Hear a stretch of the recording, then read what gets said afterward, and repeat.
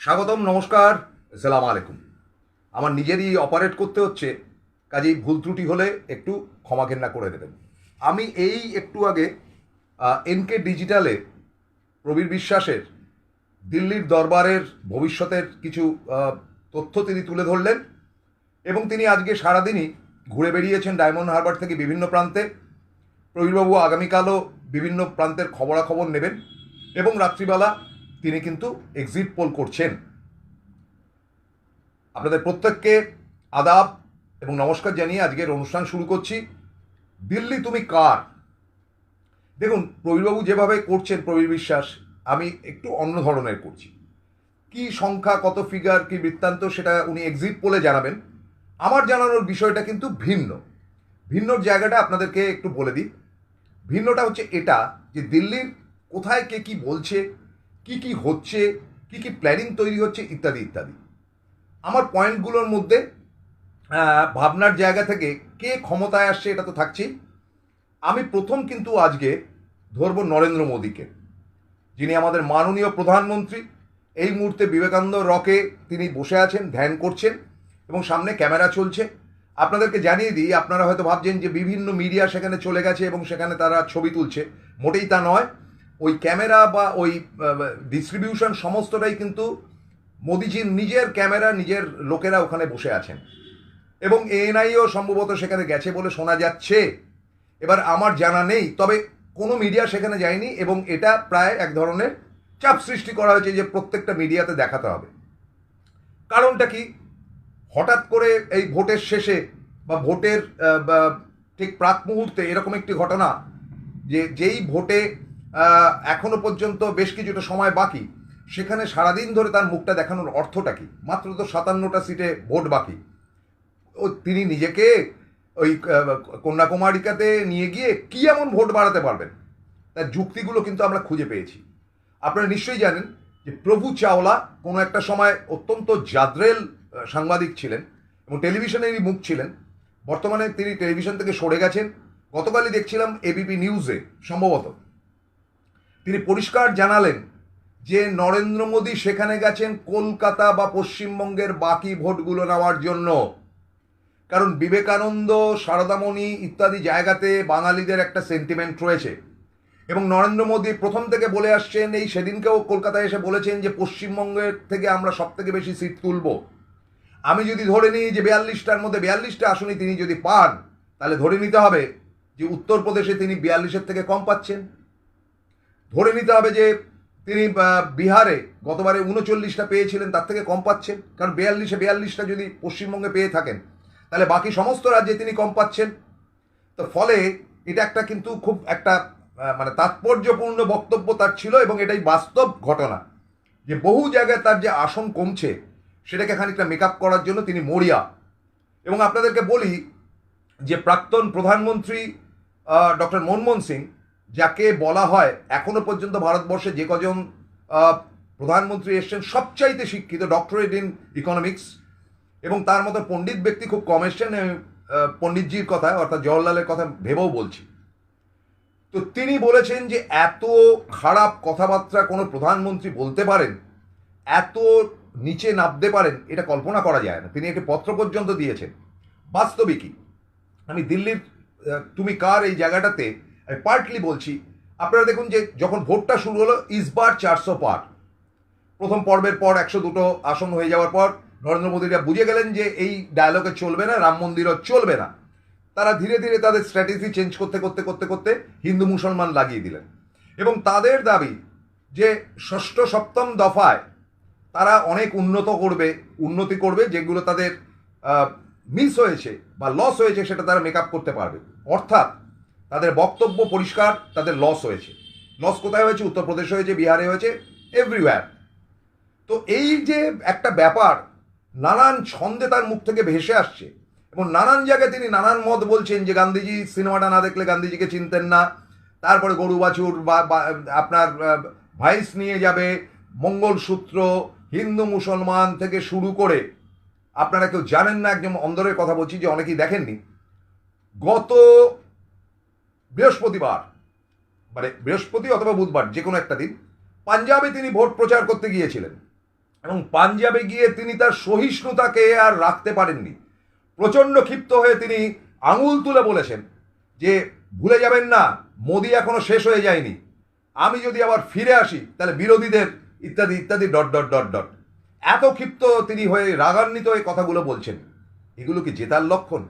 এগুলো 400 পার তো ছেড়ে দিন, এগুলো কি 300 পাওয়ার মতন লক্ষণ? এগুলো কি একক সংখ্যাগরিষ্ঠতা পাওয়ার মতন লক্ষণ? দ্বিতীয় ব্যাপারটি হচ্ছে যে তিনি গত সপ্তাহে গত সোমবার দিন তিনি প্রচার টোচারে না গিয়ে সমস্ত আইএস তার সচিবদেরকে ডেকে নিয়ে কি কাণ্ড করলেন, কি গোপন কাণ্ড করলেন, বা তাদের আর্মি ফোর্সকে কি জন্য প্রস্তুতি রাখতে বলছেন, বা এই ধরনের যে কথাগুলো ভাসছে, যে ছবিগুলো চলে এসছে, কি এমন ঘটনা? এটা গেল আরেকটা পার্ট। তৃতীয় ব্যাপারটা হচ্ছে যে তিনি সাধু সেজে বসে আছেন শুধুমাত্র কলকাতার জন্য নয়। প্রভু চাওলাকে আমি কৃতজ্ঞতা জানিয়ে বলি, তিনি বেনারসেও সিকিওর্ড না, এটা শোনা গেছে। এবং বেনারসের ধর্মভীরু লোক, সেটা কাশী বিশ্বনাথের জায়গা, সেই জায়গার মানুষকে তিনি যে ধার্মিক, তিনি যে ভগবানের পুত্র, তিনি যে বায়োলজিক্যালি জন্মগ্রহণ করেননি ইত্যাদি কথাগুলোর সঙ্গে তার সেই সাধু বেশটা দিয়ে তিনি অন্তত এটা তুলে ধরবার চেষ্টা করছেন বেনারসে তার সঙ্গী সাথী যারা ভোট টোট দেবেন তাদের কাছে, যে দেখো আমি ঈশ্বরের পুত্র, এই দেখো আমি তপস্যা করছি, যাতে করে তার ব্যক্তিগত ভোটটা বাড়ে। একদম অন্দরের কথা বলে দিচ্ছি। তো এই অবস্থাতে মোটামুটি ধরে নেওয়া যায় যে তিনি তার টেম্পার লুজ করছেন, ধৈর্য হারাচ্ছেন, অসহিষ্ণু হচ্ছেন ইত্যাদি ইত্যাদি। এটা গেল একটা পার্ট।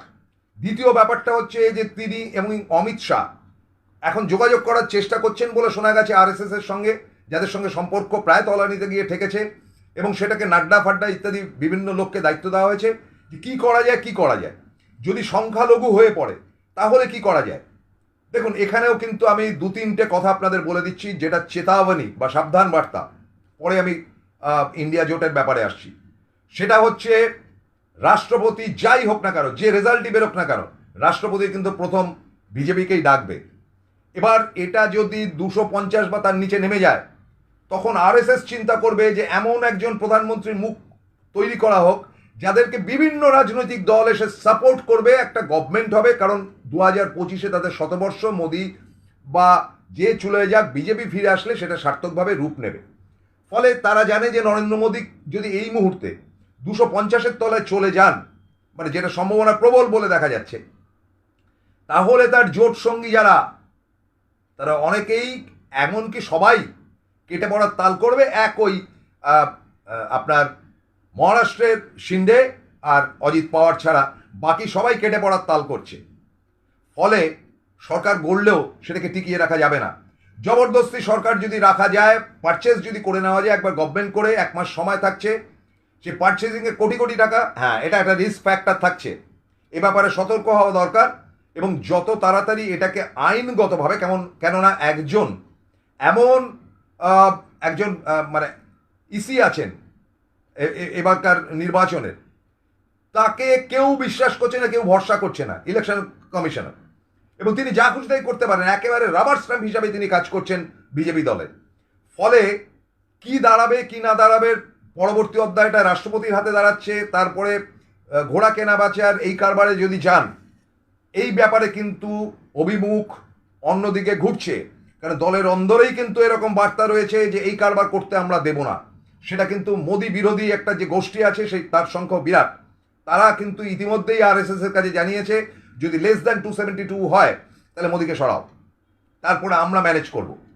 এবার কাকে ম্যানেজ করবে, কি বৃত্তান্ত, কে থাকলে ম্যানেজ হবে, সেটাও একটা মস্ত বড় প্রশ্নে দাঁড়িয়ে গেছে। কিন্তু এটা দিল্লির খবর, একদম আপনাদেরকে বলছি, এবং এই নিয়ে দফায় দফায় মিটিং চলছে। এবার ইন্টারেস্টিং ব্যাপার হচ্ছে পার্ট 2, সেটা হচ্ছে ইন্ডিয়া জোটের অবস্থান। Very very interesting. আপনাদেরকে বলি যে গত বৃহস্পতিবার মল্লিকার্জুন খার্গে, যিনি কংগ্রেসের সভাপতি, তিনি প্রেস মিট ডেকে বলেছেন আমরা গভর্নমেন্ট করছি, এবং রিপিট করেছেন আমি আবারও বলছি যে আমরা গভর্নমেন্ট করছি। এবং ইন্টারেস্টিং ব্যাপার, তিনি বলেছেন আমাদের হাতে সংখ্যা চলে এসছে, বা পরবর্তী অধ্যায়ের ভোটটার পর সংখ্যা চলে আসবে, এবং আমাদের জোটের মধ্যে কোনো ভাঙন নেই, সকলেই আমরা সমৃদ্ধ রয়েছি, আমরা গভর্নমেন্ট করব, আমাদের মধ্যে থেকেই আমরা প্রধানমন্ত্রী ঠিক করে ফেলবো। তো এই রকম একটা বলচাল যখন চলছে, একেবারে অন্দরের কথা বলছি, তখন কিন্তু অনেককেই ফিল্ডে নামিয়ে দেওয়া হয়েছে কংগ্রেসের পক্ষ থেকে ম্যানেজার হিসাবে, এবং এই ম্যানেজাররা নরেন্দ্র মোদীর দিকে ঝুঁকতে পারে এমন লোকেদেরকে কিন্তু কন্ট্যাক্ট করছে যে মোদীর দিকে যেও না, আবার সিবিআই ইডি দেবে, এবং প্রত্যেকের পেছনে সিবিআই ইডি দেওয়ার ফলে এরাও কিন্তু মোটামুটি convince. Point number 1, Nitish Kumar থাকবেন না এই এনডিএ জোটে, মানে মোদির সঙ্গে যদি সেরকম সিচুয়েশন হয়, 1 নম্বর। 2 নম্বর, যদিও তার সঙ্গে জোট নেই কিন্তু মোদির সঙ্গে সুসম্পর্ক ছিল, তিনি হচ্ছেন কি উড়িষ্যার 21 আসন বিশিষ্ট লোকসভা এবং বিধানসভাও চলছে নবীন পট্টনায়ক। তাকে নরেন্দ্র মোদী বলেছেন তিনি অসুস্থ ইত্যাদি ইত্যাদি, সেটাতে তিনি খুব অপমানিত হয়েছেন এবং পরপর তিনি ইন্টারভিউ দিয়ে বলেছেন এটা কাম্য নয় মোদী যেটা করছে। মানে বিজেপির প্ল্যান থাকবে 21টা সিটের 21 জনকে যে কোনোভাবে পারচেস করা, তার মধ্যে বিজেপি থাকতে পারে, তার মধ্যে ওই বিজেডি থাকতে পারে, তো সেটাকে আটকাবার চেষ্টা চলছে এবং এই ব্যাপারে কথা বলার দায়িত্ব সম্ভবত তৃণমূলের কোনো নেতা অথবা সিপিএমের সীতারাম ইয়েচুরি, যাদের সঙ্গে বিজু জনতা দলের সম্পর্ক ভালো, তাদেরকে হয়তো দায়িত্ব দেওয়া হতে পারে বলে ভেতরের খবর। পয়েন্ট নাম্বার 3, সেটা হচ্ছে অন্ধ্রপ্রদেশ 27টি আসন, সেখানে বিজেপি একটু ভালো রেজাল্ট করবে। তার জোট সঙ্গী কে হতে পারে? চন্দ্রবাবু নাইডু। চন্দ্রবাবু নাইডুর সঙ্গে মোটামুটি বামেদের যেমন ভালো সম্পর্ক, তেমন তৃণমূলের ভালো সম্পর্ক, তেমন কংগ্রেসের অভ্যন্তরে অনেকেরই ভালো সম্পর্ক, তাদেরকে মোটামুটি চন্দ্রবাবু নাইডুর সঙ্গে কথা বলতে দেওয়া হয়েছে। একই সাথে জগনমোহন রেড্ডির সঙ্গেও কিন্তু কথাবার্তা চলছে, যদিও জগনমোহন রেড্ডি এখন একেবারেই মোদির বিরোধী আসনে দাঁড়িয়ে রয়েছে, যে সেখান থেকে যারা রয়েছে সব কজনকে যাতে জোগাড় করা যায়। লাস্ট রয়েছে কেসিআর, দক্ষিণ ভারতে। কেসিআরের সঙ্গে কিন্তু একটা টাফল চলছিল এবং কেসিআরের কন্যাকে ইতিমধ্যে জেলবন্দি হয়েছে ওই ইডি সিবিআই এর চক্করে পড়ে। তার সঙ্গে কেসি বেণুগোপালের সঙ্গে তার সঙ্গে কথা বলতে দেওয়া হয়েছে এবং বেণুগোপালকে মোটামুটি দক্ষিণ ভারতের সকলের সঙ্গেই কথা বলবার জন্য দায়িত্ব দেওয়া হয়েছে, এমনকি কর্ণাটকের ক্ষেত্রেও। ফলে যারা মোদির দিকে হেলে থাকা এনডিএ জোট, তাদেরকে কিন্তু কবজা করার একটা চেষ্টা চলছে এবং তারা খুব একটা ডিসএগ্রি এমন নয়। যদি কোনোভাবে 250 ইত্যাদিতে নেমে যায় তাহলে তারা কিন্তু আসবে। মুশকিলটা হচ্ছে যে বেশ কিছু নির্দল বা ওই উত্তর পূর্ব ভারতে, ওই ধরুন আমাদের আসামের পর থেকে যেই রাজ্য ছোট ছোট রাজ্যগুলো আছে, তাদের ম্যানেজ করাটা খানিকটা কঠিন। সেখানেও তারা প্ল্যান করছে কি করা যায় না করা যায়। একটা কথা সবসময় মনে রাখবেন যে কংগ্রেস যত আসন বাড়াতে পারবে বিজেপির তত আসন কমবে। 2014-2019 যে ভোট দেখা গেছে, তাতে করে 2009 কংগ্রেস পেয়েছিল 206টি আসন, তাদের 9% ভোট ড্রপ করে, তাতে করে 42-এ চলে আসে তাদের আসন সংখ্যা 206 থেকে। এবং পরবর্তী অধ্যায়ে দেখা গেছে যে এই কংগ্রেস এবং বিজেপি সম্মুখ সমর হয়েছে 190টা আসনে, 190টা আসনে। তার মধ্যে মাত্র 14টি আসন পেয়েছিল কংগ্রেস। এবারে সার্ভে রিপোর্ট বলছে যে 75টি আসন বাড়তে পারে, অর্থাৎ কংগ্রেস প্রায় 90টি আসনের কাছাকাছি চলে যাবে। এই 75টি আসনের মধ্যে বিজেপির সঙ্গে স্ট্রেট ফাইটে যদি 60টি আসন হয়ে থাকে বা 65টা আসন যাই হোক না কেন হয়ে থাকে, তাহলে নিশ্চিন্তে থাকতে পারেন যে এই 60টি আসন কিন্তু বিজেপির 303 থেকে কমছে, অর্থাৎ 240-এ নেমে যাচ্ছে, হিসাবটা তাই দাঁড়াচ্ছে। এবং এই মাল্টিপল যে কাণ্ড হচ্ছে বা এই যে অঙ্ক কষা ইত্যাদি ইত্যাদি সমস্তগুলো কিন্তু রেডি করা হয়েছে এবং আগামী 1 জুনের ভোটের পরে যে মিটিং হচ্ছে সেটা তারা ওয়াচ করবে যে এক্সিট পোল কি বলছে। তবে এখানেও কিন্তু একটা খেলা রয়েছে। আপনারা দেখবেন যে নরেন্দ্র মোদী 40 থেকে 50টি টিভি চ্যানেলে তার বক্তব্য রেখেছেন, মানে ইন্টারভিউ নাও নিতেই হবে গোছের। এই এবিপি আনন্দের সুমন গিয়ে সেদিনকে ইন্টারভিউ নিয়ে এসছে। শেষ মুহূর্তে ইন্টারভিউ নেওয়ার অর্থ কি? যে বাংলার ভোট যাতে পাওয়া যায়। এবং এত ইন্টারভিউ তিনি দেন না, তিনি মানে আর অসহায় ওই ইন্টারভিউগুলো দিচ্ছেন এবং বিভিন্ন খবরের কাগজ ইত্যাদি ইত্যাদি তো রয়েছেই। কাজেই অ্যাডভার্টাইজ যেমন চাপ দিয়ে করানো হচ্ছে যে এটা লেখো বা এটা করতে হবে, তেমন বিভিন্ন চ্যানেলে এক্সিট পোল যারা করে, মানে সি ভোটার থেকে অ্যাক্সিস ইন্ডিয়া অমুক তমুক যারা রয়েছে, তাদেরকে বসানো হচ্ছে এবং তাদের মুখ থেকে জোর করে বের করানো হচ্ছে যে না না না না বিজেপি ঠিক আছে, বিজেপি ঠিক আছে। কিন্তু তারা প্রথম দিকে বলবার চেষ্টা করলো, শেষ দিকে বলছেন না। তারা বারবার বলছেন কাঁটে কি টক্কর হ্যায়, কাঁটে কি টক্কর হ্যায়। এই কাঁটে কি টক্কর কোথায় কোথায় আছে তারা মুখ খুলছেন না, কিন্তু তবুও চাপ সৃষ্টি করা হবে যে এক্সিট পোলটা ভুলভাল করার। আপনাদেরকে বলে দিচ্ছি, এক্সিট পোল যে কটা বেরোবে সেটাকে ভুল করার, কারণ অলমোস্ট সকলেই তারা গদি মিডিয়া ছিল, ভুল করানোর চেষ্টা চলবে এ কারণে যে এক্সিট পোল যদি দেখায় যে 250-এ নেমে গেছে বা 240-এ নেমে গেছে বা 220-তে নেমে গেছে, তাহলে তাদের সঙ্গে থাকা যে আপনার এনডিএর গোষ্ঠী বা তাদের বন্ধু হতে পারে এমন দলবল তারা ভেগে যাবে। সুতরাং এমন একটা ফিগার দেখাও যাতে করে তারা না ভাগে, তারা যেন না পালায়। অর্থাৎ এই চন্দ্রবাবু নাইডু বলুন, জগনমোহন রেড্ডি বলুন, কেসিআর বলুন, এদিকে নীতিশ কুমার বলুন, এদিকে যাদের যাদের নাম বললাম যারা মোদির দিকে ঝুঁকে থাকা চরিত্র, এমন ফিগার দেখাও যাতে করে তারা পালাতে না পারে। সুতরাং সেরকম ধরনের ফিগারও কিন্তু কালকে দেখানো হতে পারে। আপসেট হবেন না, রিয়েলিস্টিক ঘটনা কিন্তু তা নয়। কারণ আপনারা জানবেন যে 2021-এ যা ফল হয়েছিল তার মধ্যে গোটা আষ্টেক চ্যানেল তারা দেখিয়েছিল যে মমতা বন্দ্যোপাধ্যায় 155 থেকে 165, আর অনেকেই দেখিয়েছিল যে বিজেপি এগিয়ে গেছে। সুতরাং এগুলোর উপর ভরসা করে লাভ নেই, এগুলো ভুলভাল। আমি জানি না প্রবীরবাবু কীভাবে তথ্য দেবেন, তবে প্রবীরবাবুকেও অনুরোধ যে এই বিষয়টি মাথায় রাখবেন যে এক্সিট পোল দিল্লি যা দেখাচ্ছে বা দেখাবে তার মধ্যে কিন্তু ত্রুটিপূর্ণ হবে। তার কারণটা হচ্ছে এক্সিট পোল যদি দেখায় বিজেপি ডাউনিং, তাহলে কিন্তু বিজেপির সঙ্গী সাথীরা সব ভেঙে যাবে, কারণ তাদের সঙ্গে কিন্তু আগামীকাল থেকে যোগাযোগ হবে। ফলে লড়াই মোটামুটি শেষ। এবং এটাও বাস্তব যে বিভিন্ন তথ্য, এটা আমার প্রসঙ্গুপ্তের তথ্য না, বিভিন্ন তথ্য প্রায় সমস্ত চ্যানেল, প্রত্যেকটি ইউটিউব ইত্যাদি ইত্যাদি তারা বলছে যে মোদির কন্ডিশন খুব একটা ভালো নয়। এই জায়গা থেকে খুব সতর্ক থাকতে হবে ইন্ডিয়া জোটকে, একাট্টা থাকতে হবে। যা লড়াই হয়ে যাবার হয়ে গেছে, সেখান থেকে কিন্তু তাদেরকে একাট্টা থাকতে হবে। এবং 1 মাসের জন্য অন্তত মোদি বা হোক বা রাম হোক শাম হোক, তারা সংখ্যালঘু হলো সরকারে কিন্তু তারা যাবে, ওই সময়টা পারচেস করার চেষ্টা করবে। এইখানে একাট্টা, কারণ একবার মনে রাখবেন যে এবারকার জয় কিন্তু কংগ্রেসের জয় না, তৃণমূলের জয় না, কারণ না, জনগণের জয়।